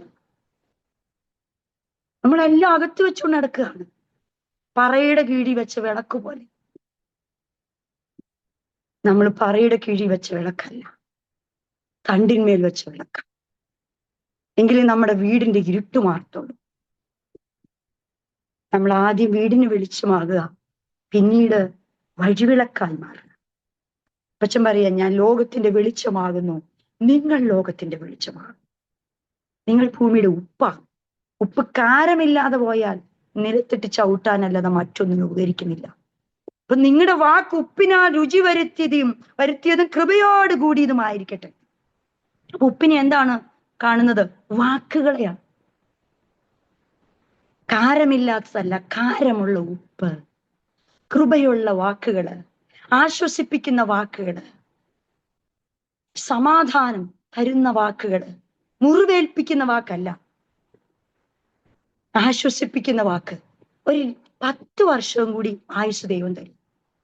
ആ സ്നേഹത്തിന്റെ വാക്ക്, ആ കൃപയോട് കൂടിയ വാക്കുകളാണ് നമ്മൾ ഉപയോഗിക്കുന്നതെങ്കിൽ ഏറ്റവും വലിയ മരുന്നാ സ്നേഹം എന്ന മരുന്ന്. അത് വാക്കിലൂടെയും പ്രവൃത്തിയിലൂടെയും ഒക്കെ പുറത്തു വരാം. എന്തിനാ ദൈവത്തിന്റെ ആത്മാവ്? ഞാനിവിടെ എഴുതി വെച്ചിട്ടൊന്നും കേറാം. ഞാൻ ഒന്നും എഴുതി വെക്കത്തില്ല, എഴുതി വെച്ചതൊന്നും നടക്കത്തില്ല. ആർക്കൊക്കെയോ ആവശ്യമാണ്. അതുകൊണ്ടാണ് ദൈവത്തിന്റെ ആത്മാവ് സംസാരിച്ചോണ്ടിരിക്കും. സമയം തക്കത്തിൽ ഉപയോഗിച്ചോളൂ. അപ്പച്ചൻ തരുന്ന ഓരോ നിമിഷവും നമുക്ക് വിലയേറിയതാ ദൈവമക്കളെ. ഹല്ലേലൂയ. നമ്മൾ അനേകർക്ക് ആശ്വാസമാകണം. നമ്മുടെ വാക്കുകൾ വേണ്ട വരുന്നു എന്ന് പറയരുത്. നമ്മളെ നോക്കി ആരും വരുന്നുണ്ട്, അയ്യോ വരുന്നുണ്ട് കേട്ടോ ആന്റി, അല്ലെങ്കിൽ അങ്കിള് വരുന്നുണ്ട്. ഓ ആന്റിയുടെ വാക്ക് എന്തോ ഒരു ആശ്വാസമാണ്. അങ്കിളിന്റെ വാക്ക് എന്തോ ഒരു ആശ്വാസമാണ്. ബ്രദറിന്റെ വാക്ക് എന്തോ ഒരു ആശ്വാസം. സിസ്റ്ററുടെ വാക്ക് എന്തോ ഒരു ആശ്വാസമാ എന്ന് നമ്മളെ കുറിച്ച് പറയും. നമ്മുടെ വാക്ക് ഉപ്പിനാൽ രുചി വരുത്തിയതും കൃപയോട് കൂടിയതുമായിരിക്കണം. നമ്മുടെ കൂടപ്പിറപ്പുകൾക്ക്, നമ്മുടെ ഇപ്പൊ ജീവിത പങ്കാളിക്ക് ഒരു വേദന വന്ന 2 തുള്ളി കണ്ണുനീര് വരുന്ന കരഞ്ഞാൽ ഇപ്പൊ എന്നാ കുഴപ്പം? കരയണം. നമ്മുടെ ഹൃദയത്തിൽ സ്നേഹം ഉണ്ടെങ്കിൽ കണ്ണുനീര് വരും. അതില്ലേ ഇതില്ലേ എന്ന് പറഞ്ഞ് കരയുന്നതിനേക്കാൾ നല്ലതാണ്. അത് കരയണ്ട, തന്നതിനായി സ്തോത്രം എന്ന് പറഞ്ഞാൽ മക്കളായാ മതി. ഹല്ലേലൂയ. നമ്മുടെ കൂടപ്പിറപ്പുകൾക്ക് വേണ്ടി പ്രാർത്ഥിക്കുമ്പോൾ, ജീവിത പങ്കാളിക്ക് വേണ്ടി, മക്കൾക്ക് വേണ്ടി പ്രാർത്ഥിക്കുമ്പോൾ 2 തുള്ളി കണ്ണുനീര് വരണം അല്ലേ? ആ സ്നേഹത്തെ ഗ്രഹിക്കുകയാണ്. ഇവിടെ അപ്പച്ചൻ, ഞാൻ ലാസർ ഉയർപ്പിച്ച കാര്യമൊക്കെ നിങ്ങൾക്കറിയാം. ഞാൻ സ്നേഹത്തെ കുറിച്ചാണ് പറഞ്ഞുകൊണ്ടിരിക്കുന്നത്. കർത്താവിന് ഇവരോട് സ്നേഹമുണ്ടായിരുന്നു എന്ന് യഹൂദന്മാർക്ക് ബോധ്യമായി. എപ്പോഴാ ബോധ്യമായത്? മനം നൊന്തപ്പോ, ആ മനസ്സ് നൊന്തപ്പോ കണ്ണുനീര് വന്നു. യേശു കണ്ണുനീർ വാർത്തു. കുഞ്ഞുങ്ങൾക്ക് നമ്മൾ ചെറിയ വാക്യം പഠിപ്പിക്കുന്നതാ അല്ലേ? 1 മണിക്കൂർ കഴിഞ്ഞു, മടുത്ത് കാണും എല്ലാവരും ഇല്ലേ? ഉറക്കം വരുന്നുണ്ടാവും. ഞാൻ നിർത്തുക. ഹല്ലേലൂയ. അപ്പോൾ ഇതൊക്കെ എല്ലാരും വചനമൊക്കെ ഇഷ്ടം പോലെ നന്നായിട്ട് പറയാം. എല്ലാരും പ്രസംഗിക്കൂല്ലയോ? എല്ലാവർക്കും അങ്ങ് വാങ്ങി. എല്ലാരും ഗൂഗിളിലൊക്കെ നോക്കി എവിടെയൊക്കെ സെർച്ച് ചെയ്ത് വാക്യങ്ങളൊക്കെ എടുത്ത് ആർക്കാ പ്രസംഗിക്കാൻ പറ്റാത്ത? ഇന്ന് എല്ലാരും അങ്ങ് പ്രാസംഗികർ ഇല്ലേ? നമ്മൾ പ്രവർത്തിക്കുന്നത് പ്രസംഗിച്ചാൽ മതി. നമ്മളെ കൊണ്ട് പറ്റാത്തത് നമ്മൾ എന്തിനീ പ്രസംഗിച്ചുകൊണ്ട് നടക്കുന്നത്? ഭാവിക്കുന്നതിന്റെ മീതെ ഭാവിച്ചുയർന്നു. എന്തിനാ അല്ലേ? ഹല്ലേലൂയ. നമ്മൾ ദൈവത്തിന്റെ സാക്ഷിയാകാൻ പോവുക.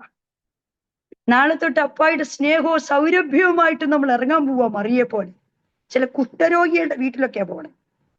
അവിടെ സുഗന്ധാകാൻ ഇല്ലേ? ദുർഗന്ധമായിരിക്കുന്ന ചില ഭവനങ്ങളില് സുഗന്ധവുമായിട്ട് നമ്മൾ കടന്നു പോകാൻ പോവുക. യേശുപ്പച്ചനെ ധരിച്ചോണ്ട്. അങ്ങനെ നമ്മൾ അപ്പച്ചനെ സ്നേഹിക്കുന്നേ. നിങ്ങൾ എന്നോട് അടുത്തു വരുവിൻ, ഞാൻ നിങ്ങളോട് അടുത്തു വരാമെന്ന്. യാക്കോബിന്റെ ലേഖനം 4:8. നമ്മൾ അടുത്ത് ചെല്ലുന്ന എങ്ങനെയാ? നമ്മള് ചിലരോട് അപ്പായുടെ സ്നേഹത്തെ കുറിച്ച് പറയാൻ പോവുക. ഇനി ബാധ്യതയോ ക്ഷീണമോ കാലുവേദനയാ കൈവേദനയാ ശരീരത്തിന് രോഗമാ എന്റെ ബാധ്യതയാ എന്റെ മക്കൾ അങ്ങനെ എങ്ങനെയാ നമ്മൾ പരാതി പറച്ചിൽ അങ്ങ് നിർത്തി. ഇനി നമ്മൾ സൽഗുണം ഘോഷിക്കാൻ പോവുക. എന്റെ അപ്പ വലിയവന് സൽഗുണം ഘോഷിക്കാൻ പോവുക. എന്റെ എല്ലാ പ്രശ്നങ്ങൾക്കും ഇന്ന് പരിഹാരമാണ്. എന്റെ അപ്പച്ചൻ എന്നെ വിടുവിച്ചു. എന്റെ അപ്പൻ എന്റെ ബാധ്യതയിൽ നിന്ന് എന്നെ വിടുവിച്ചു. എന്റെ അപ്പ എന്റെ ഞെരുക്കത്തിൽ നിന്ന് എന്നെ വിടുവിച്ചു. ഞാൻ വർഷങ്ങളായി പ്രാർത്ഥിച്ചുകൊണ്ടിരുന്ന വിഷയമാ. ഇന്ന് എന്റെ വിടുതലിന്റെ ദിവസമാ. ചില അന്യായമായ കെട്ടുകളെല്ലാം അഴിയട്ടെ. ചില രോഗബന്ധനങ്ങൾ അഴിയട്ടെ അപ്പായുടെ നാമത്തില്. ചില ബാധ്യതകൾ മാറട്ടെ. ചില കുഞ്ഞുങ്ങൾക്ക് വിടുതലാകട്ടെ. നാളുകളായി പ്രാർത്ഥിച്ചുകൊണ്ടിരിക്കുക.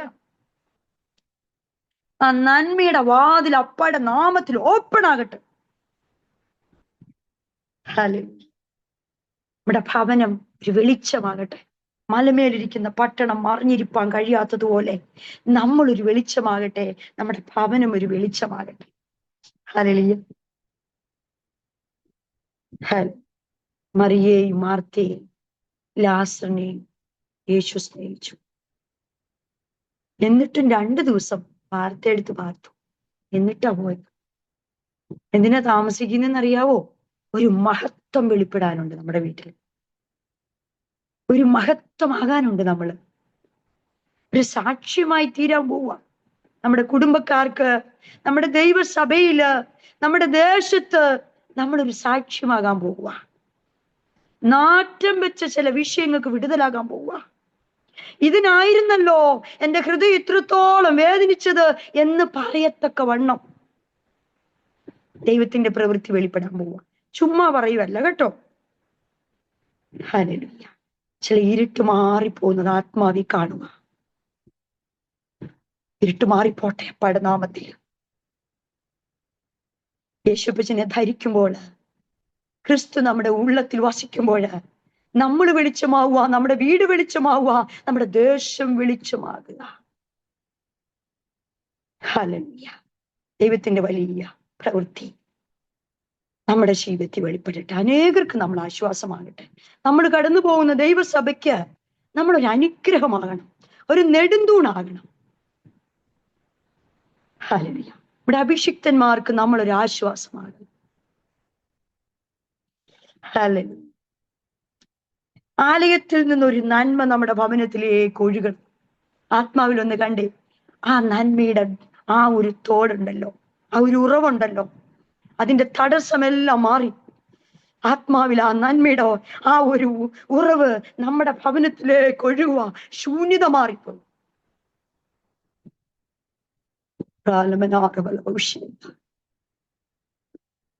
ദൈവത്തിന്റെ നീതി വെളിപ്പെടണം. കർത്താവിന്റെ കാര്യം ഇറങ്ങുക. അപ്പച്ചന് വേണ്ടി നമ്മുടെ ഹൃദയത്തെ ഏൽപ്പിച്ചു കൊടുക്കണം. ഇന്ന് രാത്രി കിടക്കുമ്പോ അപ്പായെ ഞങ്ങളോട് സംസാരിക്കണമേ. ആ ശബ്ദം ഒന്ന് കേൾക്കാൻ, ആ മുഖം ഒന്ന് കാണാൻ എനിക്ക് ഭാഗ്യം തരണേ.